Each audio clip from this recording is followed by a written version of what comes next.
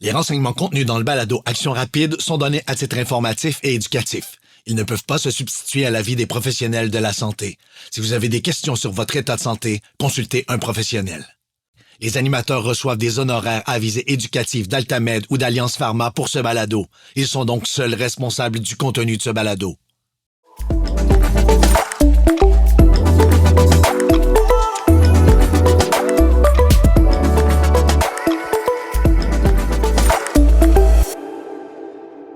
Bienvenue à Action rapide, un podcast fait par des pharmaciens pour des pharmaciens. À bout! Donc, je suis avec mes deux co-animateurs préférés, Marie-France Nicole, qui est une pharmacienne passionnée en organisation du travail, et Michael Tourigny, qui est un pharmacien passionné en gestion et on a su dernièrement aussi en technologie. Et toi, Judith, faut pas t'oublier, pharmacienne passionnée des petites questions, des tests de laboratoire et de clinique. Oui, exactement.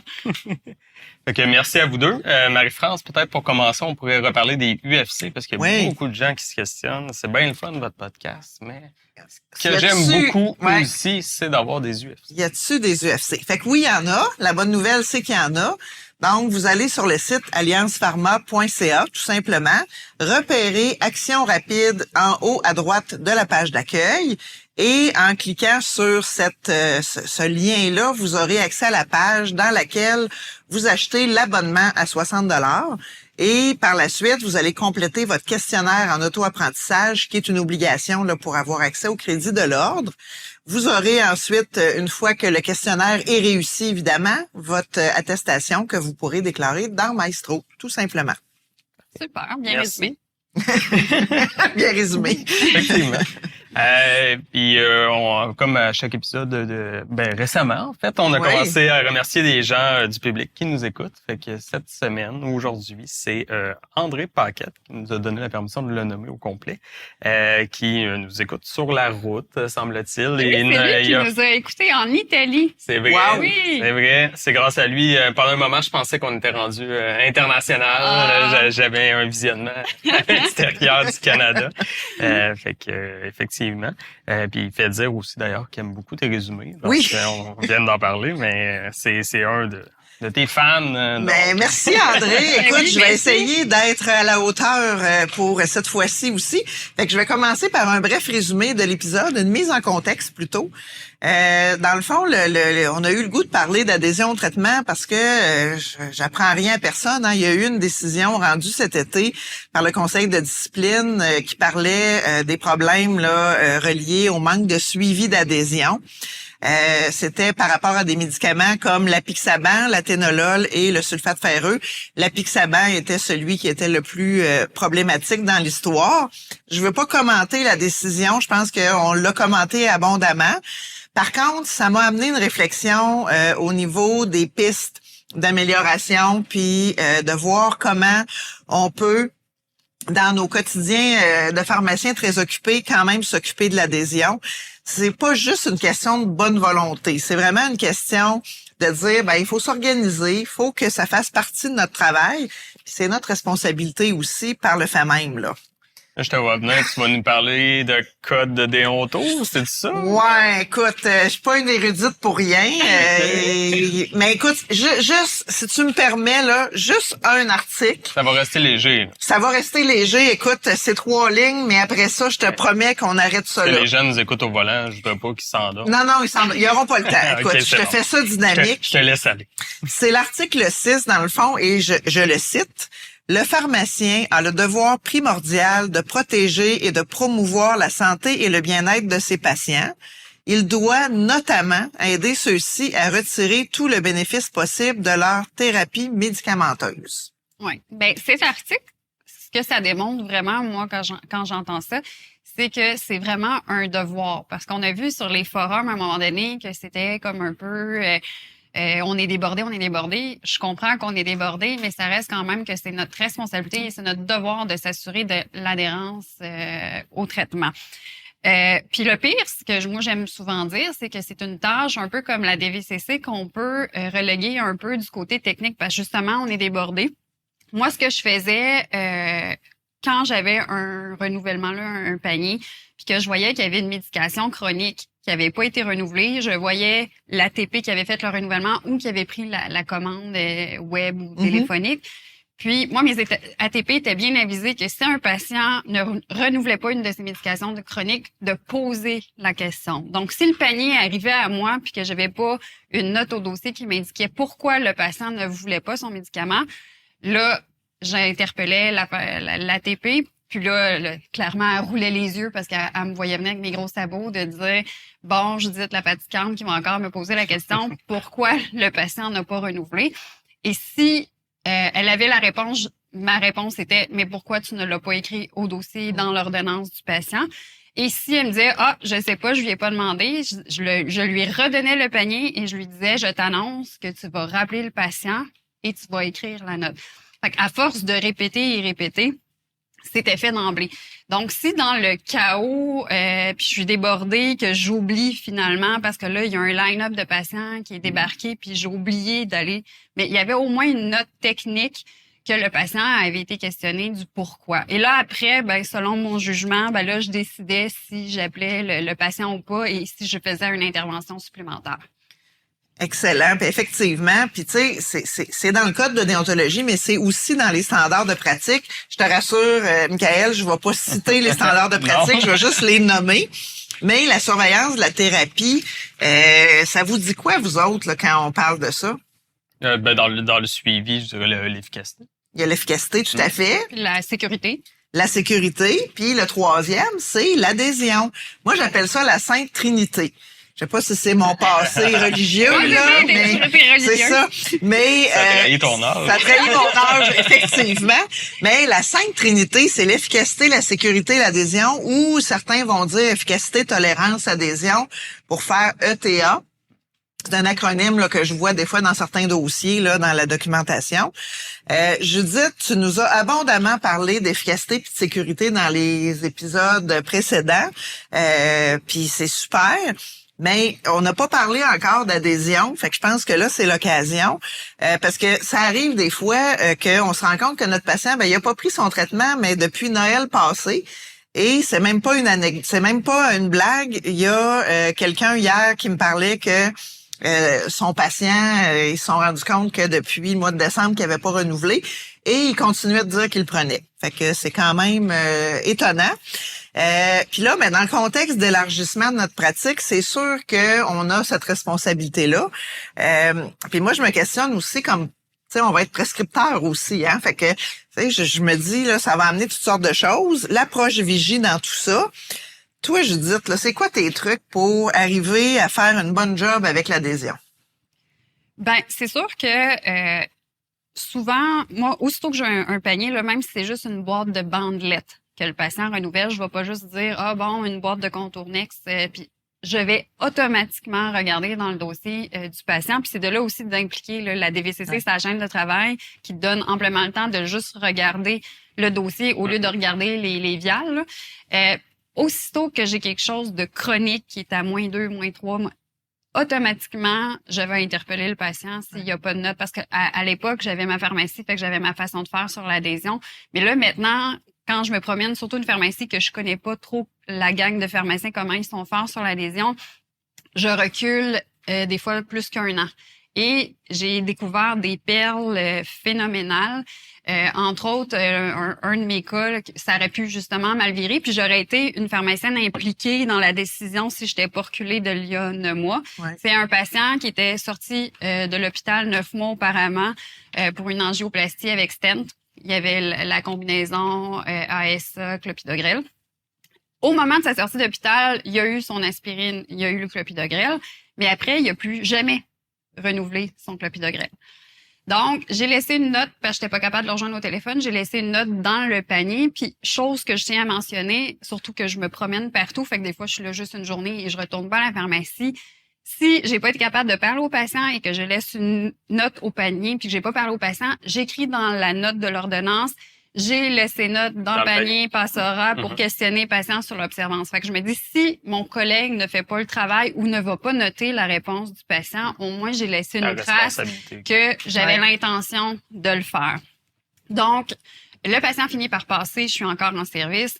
Je vais le questionner, puis là, il me dit, j'ai prends toutes mes pilules. Moi, tout ce qu'on me prescrit, je les prends. Je dis, ouais, mais il y a une pilule que le cardiologue avait prescrit, vous l'avez jamais renouvelée. Il dit, celle pour éclaircir le sang, je la prends.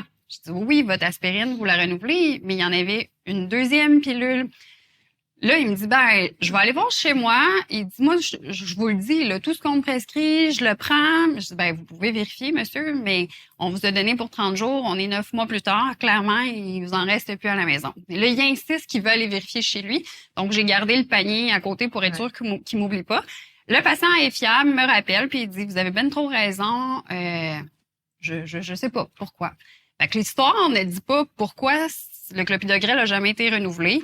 Il n'y a aucune note au dossier dans les 9 mois qui ont suivi. Puis des cas comme ça, j'en trouve énormément. Fait que clairement, il faut qu'on trouve des solutions parce qu'effectivement, on est débordé puis ça peut tout nous arriver. Si on l'oublie le premier mois, deuxième mois, mais là, quand c'est rendu dans le fond du dossier, c'est plus difficile là, de toujours reculer de plusieurs mois dans les dossiers. Puis ce que j'ai remarqué aussi, c'est que la majorité du temps, les patients, c'est pas de la mauvaise volonté, non. C'est pas à cause d'un effet secondaire, c'est pas, tu sais, comme l'autre jour, j'avais quelqu'un pour un antihypertenseur qui me dit, ma pression était belle. Ouais, elle était belle parce que vous preniez le médicament. Là. Fait que, des fois, c'est juste une mauvaise compréhension. Rarement, c'est volontaire qui veulent arrêter le traitement en pensant qu'ils vont se faire des préjudices en l'arrêtant. Là. Tout à fait. Mon médecin m'a dit mon cholestérol était beau. Mon cholestérol est beau. Moi, ce que j'ai vu, c'est ça, c'est le patient qui dit, j'ai lu sur Internet que c'était pas bon de prendre une statine. Là, il y avait eu à un moment donné une dérive. Là. Oui, ça, fait qu'il dit, j'avais lu qu'une statine, c'était pas bon, fait que je l'avais arrêté. Puis j'en ai pas parlé. Puis non, il en a pas parlé. Puis moi, j'étais en remplacement, comme toi, Judith. Moi aussi, j'ai tendance à scruter un peu les dossiers.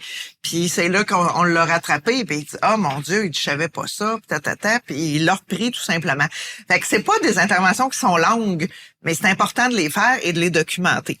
Toi, Michael, je pense que tu as des petits trucs toi aussi pour. Ouais, ce que j'aime bien déjà, c'est de m'assurer que tous les médicaments chroniques tombent en même temps. Fait que ça fait synchronise les dossiers, c'est facile de voir celui que cette fois-ci elle l'a pas pris. Tout à fait. Ça l'aurait été dû aujourd'hui. Fait qu'on essaie de synchroniser, on essaie de le faire aussi sur le moment quand il y a une nouvelle ordonnance. Ça, c'est le meilleur moment pour le faire parce qu'on n'a pas besoin d'y repenser plus tard. Donc, quand on reçoit une nouvelle ordonnance, on va se servir, il reste 13 jours, on vous en sert pour 13 jours, puis après ça, on vous donnera le mois par la suite. Fait que puis ça l'aide aussi pour je pense qu'on en reparle tantôt là, les RPA, les RA, renouvellement automatique. C'est parce que ça augmente l'efficacité aussi de toute l'équipe au laboratoire de renouveler le dossier une fois par mois seulement là, on s'entend. Mais là, une fois qu'on a identifié le problème, là, comment on intervient? Tu sais, j'ai déjà entendu des collègues pharmaciens dire qu'ils n'étaient pas toujours à l'aise d'aller confronter le patient sur un problème d'adhésion. Comment on fait ça, mais d'une façon ouverte et constructive? Judith, je pense que tu avais un petit... moi, c'est pas mal toujours la même phrase. Parce que là, souvent, quand la caissière dit le pharmacien veut vous parler, là, ils ont l'air comme bien étonnés que le pharmacien va leur parler. Fait que souvent, je fais « je veux juste vous déranger un petit 2 minutes. J'ai remarqué que vous avez renouvelé tous vos médicaments, sauf, je nomme le médicament qui n'a pas été renouvelé.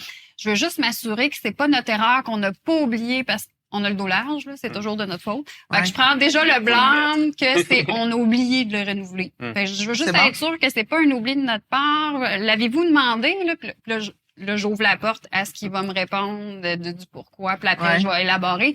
Mais d'emblée, je fais comme si je pense que mon équipe a fait une erreur. Tu fais un peu l'innocent. Ouais, je fais l'innocent. Non, mais en fait, ça évite de confronter le patient. Mais il se sent pas attaqué. Il se sent pas attaqué parce j'ai comme pris pour acquis que c'est l'ATP qui a pris la commande, qui a mal pris la commande, ou qu'il y a eu un bug à l'interne. Fait qu'il se sent pas attaqué du tout. Fait que j'ai une réponse habituellement assez honnête, là. Moi, souvent, je vais essayer de faire parler le patient aussi par lui-même, plus dans un contexte de nouvelle ordonnance, là, mais dans quel contexte vous l'avez eu, ce médicament-là? C'est quoi le médecin vous a dit exactement?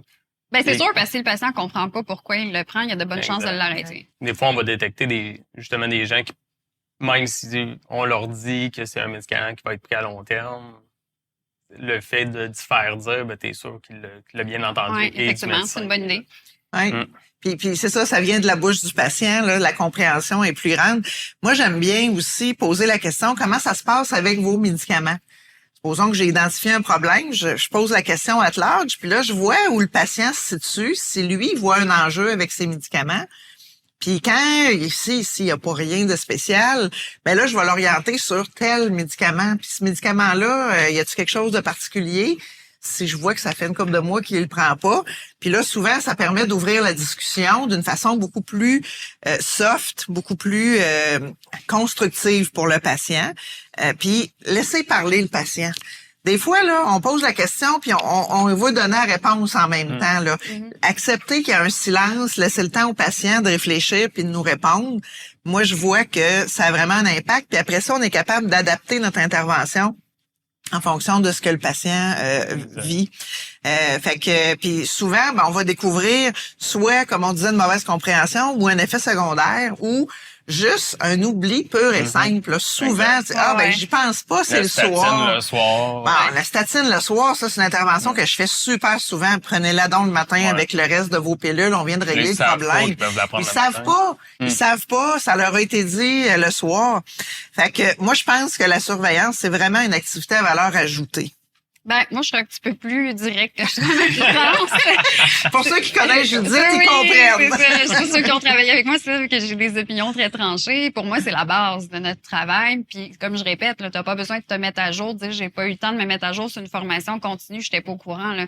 T'as même pas besoin d'être un bon pharmacien. Pas besoin d'être à jour pour faire ça. T'as pas besoin d'être à jour pour faire ça. C'est vraiment la base de notre travail. Puis moi, d'ailleurs, souvent, j'énerve mes collègues parce que je laisse des petites notes d'observance que je veux donc parler aux patients. Puis des fois, les ATP dans les pharmacies font « Hey, Judith, elle aime ça, elle parle aux patients. » Dans le moment, je me disais, si vos collègues l'auraient fait, je passerais pas mon temps à intervenir, à poser des questions.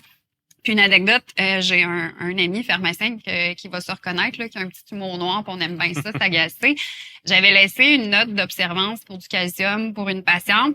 J'étais partie dîner, c'est lui qui pogne le petit papier, pose la question. Fait que quand je reviens de dîner, il est fier d'arriver à côté de moi, un petit peu arrogant, en me garochant le papier puis disant « Bon, Judith, tu vas être contente, là, la patiente, elle achète son calcium au Costco. » Fait que là, je savais qu'il voulait dire « Question niaiseuse, Judith, pourquoi t'as laissé ce papier-là? » Fait que je l'ai regardé en disant « Ben, écoute, la patiente est sous Prolia, puis si le médecin s'en sacrait de savoir si elle prenait son calcium ou pas, il n'y aurait pas prescrit, puis elle aurait justement pu aller s'en chercher au Costco comme elle veut. Donc, si c'est prescrit, c'est parce que ça a une nécessité. » Fait que là, il me répond « Ouais, je comprends, Judith, mais la fameuse réponse « On est débordé. » Et là, moi, d'y répondre pour moi aussi être baveuse, je lui dis « Ben là, tout le temps que tu as perdu à jaser avec moi de parler de ça, ben t'aurais eu le temps de faire ton intervention. » Fait que souvent, je trouve qu'on se complaît à dire on est débordé, on n'a pas le temps. Puis ceci dit, ça pourrait m'arriver parce que c'est vrai des fois qu'on est débordé, mais c'est de se trouver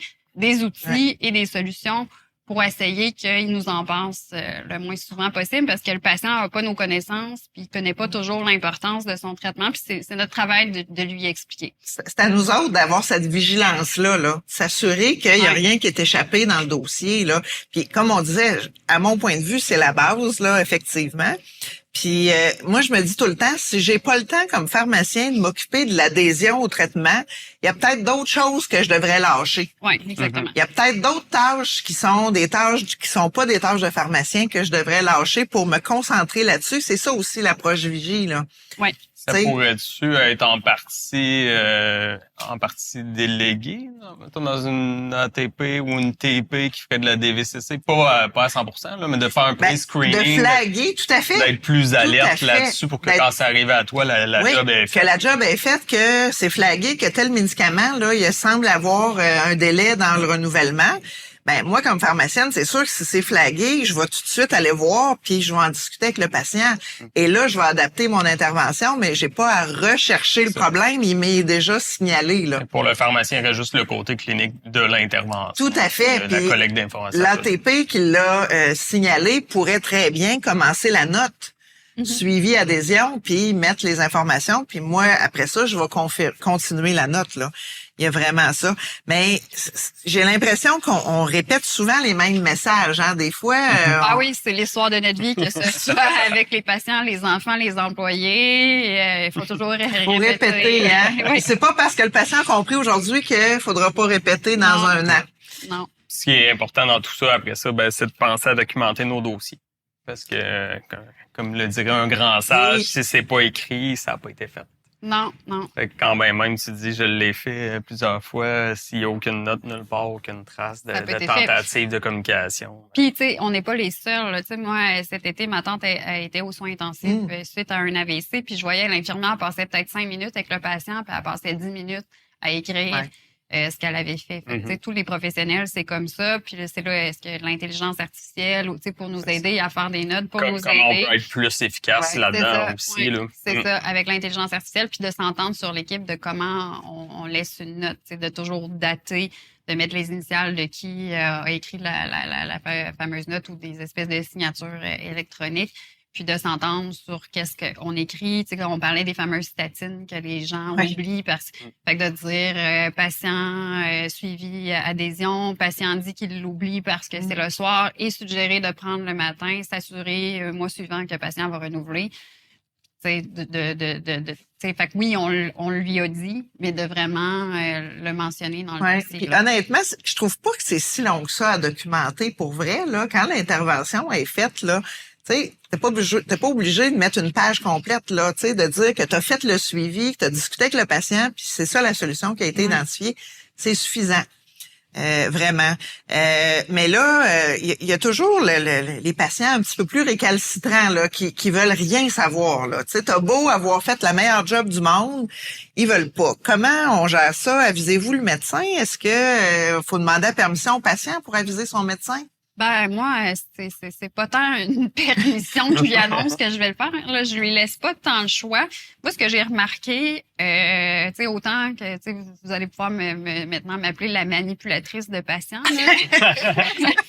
Que je lui dis, tu sais, tout d'abord, je m'assure de voir que le patient a compris c'est quoi les risques. Tu sais, vous avez des chances de faire un AVC, de paralyser. Puis si le patient, malgré tout ça, me dit, je veux rien savoir, tout ça.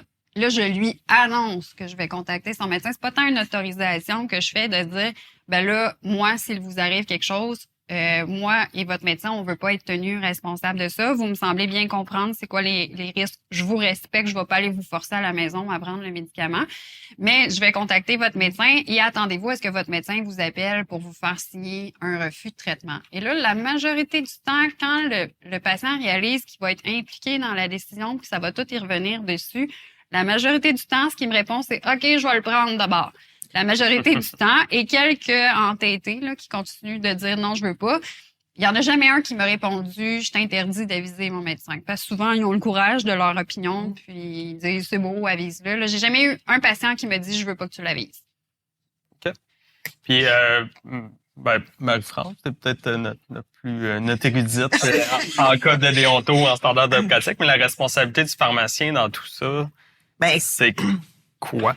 Écoute, je suis pas une experte au niveau légal, je suis pas avocate, mais ma compréhension de ce que j'ai vu dans les décisions et tout ça, c'est qu'on a une obligation de moyens. Évidemment, on prendra pas la pilule à la place du patient, puis on va pas le forcer, ça c'est sûr.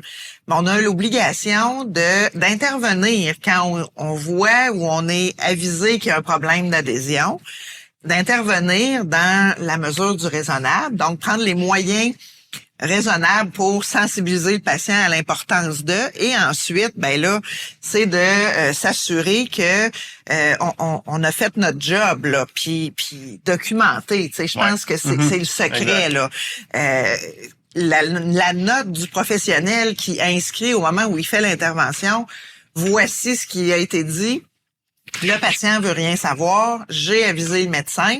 La job est faite, là. C'est de laisser une note, puis tu sais, il y a certains logiciels qui le permettent mieux que d'autres, mais il y a des façons aussi de standardiser les notes, puis même de les programmer avec des codes rapides. Oui, on pourrait avoir des choses déjà préprogrammées, là. Tu sais, des logiciels aussi vieux qu'Assistérix, on peut inscrire un code de lettres dans la posologie qui se convertit en quelque chose, fait que ça pourrait être juste quelque chose comme ça. Oui. Dans le fond, c'est de trouver le moyen. On a l'obligation de trouver le moyen de s'assurer qu'on a fait notre job à ce niveau-là. D'être plus efficace. Oui, effectivement, parce que tu sais, c'est ça, comme on disait tantôt, l'idée de le faire en équipe, là, je pense que ça, c'est très utile. De dire à l'ATP, quand tu vois qu'il y a un problème à ce niveau-là, pose la question, écris la réponse dans la prescription. Puis moi, ben je vais prendre le relais par la suite, là, tout simplement, là. Mais là, je t'entends penser, Michael, là, écoute. Pauvre toi. je lis pas encore dans tes pensées. OK, c'est bon. Mais j'ai comme l'intuition que tu nous demandes, là, que tu te demandes comment est-ce qu'on va arriver à faire tout ça avec ce qui s'en vient, là. Effectivement, tu sais, on a de plus en plus de responsabilités. PL 67 va nous en ramener encore plus, du moins de ce qui est présenté. C'est ce qui s'annonce. Fait qu'on pourra probablement pas tout faire ça. Fait que comment qu'on fait? Mais là, à moins qu'on se fasse pousser une deuxième tête, un troisième bras, ou tantôt tu parlais de religion, là, on se mette à faire des prières. Là, des prières, des chapelets, écoute, sait-on jamais. Peut-être. Mais comme je le mentionnais plus tôt, moi, je prône énormément l'organisation de travail, que ce soit la DVCC sur la chaîne de travail, si c'est possible, la synchronisation, comme Michael le mentionnait tantôt, parce que, tu sais, si le patient vient 18 fois dans le mois, puis là, tu as un -2, un -15, un moins, ça devient difficile à gérer. Puis les renouvellements pré-autorisés.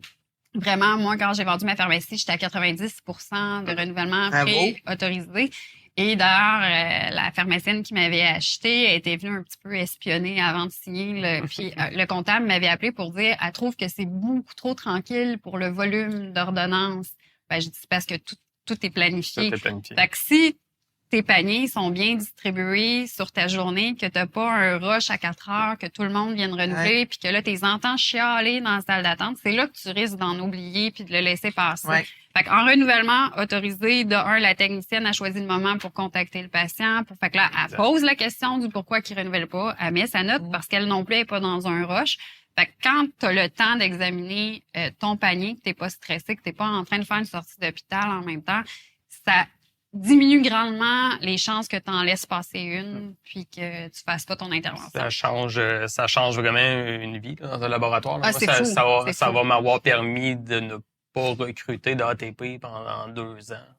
Juste en convertissant mon lab au RPA. J'ai cherché un 80%, j'ai sauvé une tech.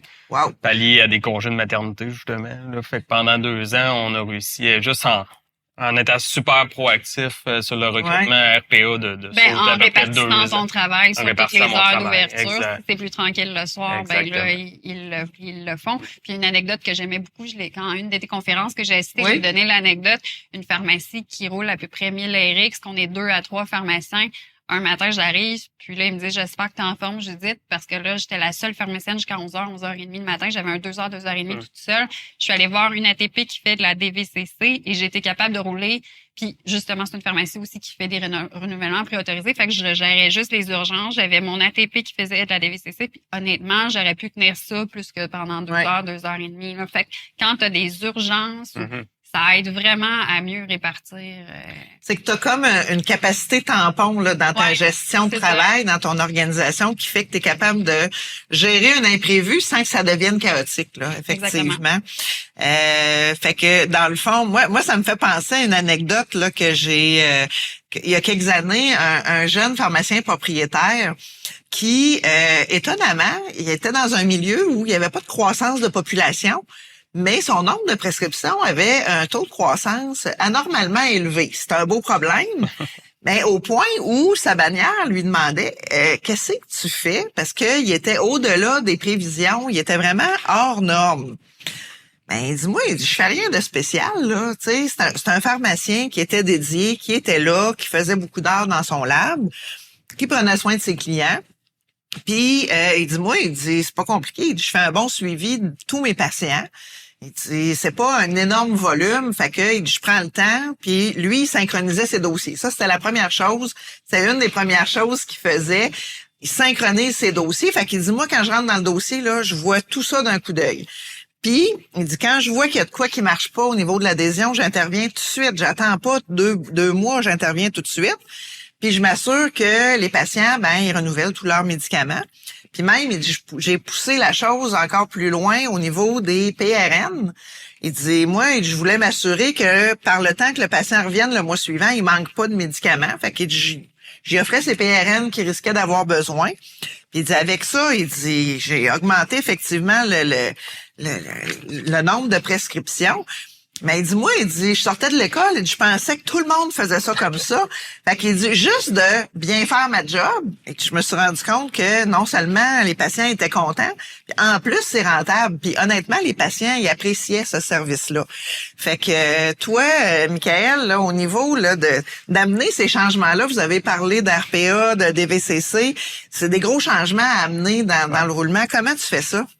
Je pense que la base, c'est la communication de gens partant. Ouais. Fait que des flash meetings, des petites rencontres, des mémos, aide-mémoire. J'aime pas bien les grandes réunions d'équipe. Là, Malgré vraiment. le fait que tes employés sont pas tout le temps disponibles en même temps, t'arrives quand même à faire ça? Ouais, tu sais, un flash meeting, on fait ça en début de chiffre. Ceux qui sont Ouais. là sont là, puis les autres, ils se rajouteront à la fin. Des réunions courtes, c'est un peu le même principe, mais avec on prend plus le temps. Ouais. Tu fais ça tôt le matin, j'imagine? Ouais, exactement. Puis sinon, pour les mémoires et de mémoire, là, ça aide à combler ceux qui ont de la difficulté à écouter dans les meetings, entre autres. Ouais. Et puis pour ceux qui sont absents, ce niveau-là. Ouais. Puis plus que le changement est gros, là, c'est ça, plus qu'on va répéter. Fait que le Ouais. flash meeting va être rappelé, là, ça fait un mois qu'on fait ça, on n'est pas rendu exactement où qu'on voulait être. Fait que une petite coche au-dessus. Puis c'est super important d'impliquer l'équipe dans la décision, mais aussi qu'ils sachent dans quelle direction on va. Mhm. Fait que moi, souvent,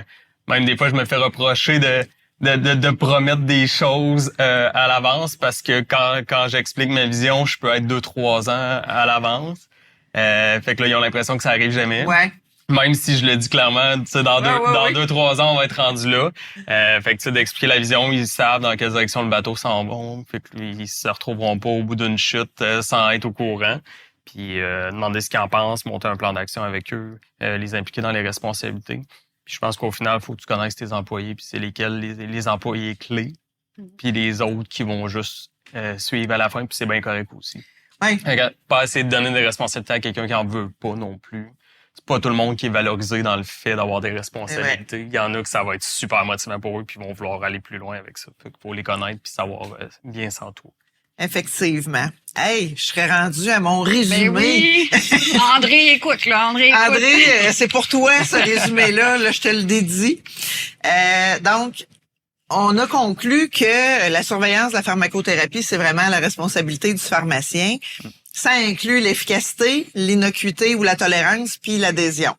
On parle de la Sainte Trinité ici, alors soyons sérieux. Pour discuter d'adhésion efficacement avec les patients, il faut ouvrir la discussion d'une façon très légère et sans accuser le patient de mal faire son travail de patient finalement. Je pense que c'est ça l'idée, d'avoir une attitude de coach. Faut impliquer notre équipe quand on veut amener ce genre de changement-là, puis d'impliquer l'équipe aussi dans les suivis pour la portion, ne serait-ce que de flaguer, en bon français, là, de signaler les problèmes, c'est aidant pour toute l'équipe.